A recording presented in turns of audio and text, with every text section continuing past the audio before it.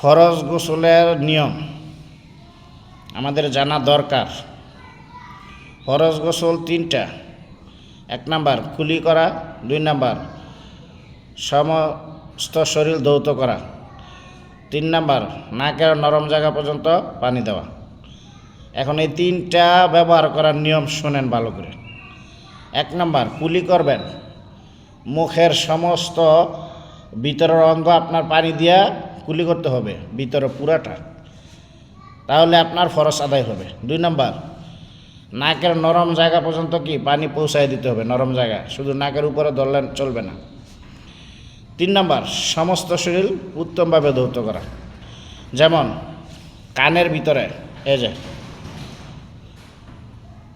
কানের ভিতরে পানি দিলে যেভাবে দিতে হবে,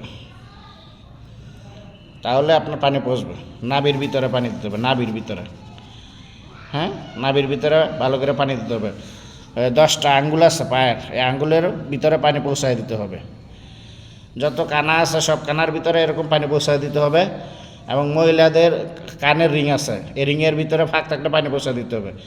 নায়ের রিং আছে, এগুলি পানি থাকলে পানি ভালো করে পৌঁছায় দিতে হবে। হ্যাঁ, তাহলে আপনার 3টা ফরজ আদায় হবে, নয়তো 3টা ফরজ কি আদায় হবে না।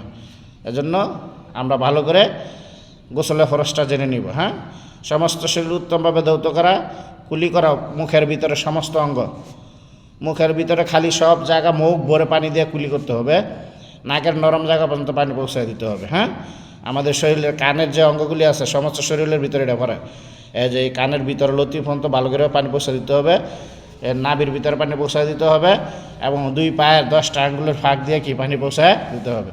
তাহলে আপনার সম্পূর্ণভাবে গোসল ফরজ আদায় হবে ইনশাল্লাহ। আমরা সঠিকভাবে এরকম করবো ইনশাল্লাহ। হ্যাঁ, আসসালামু আলাইকুম।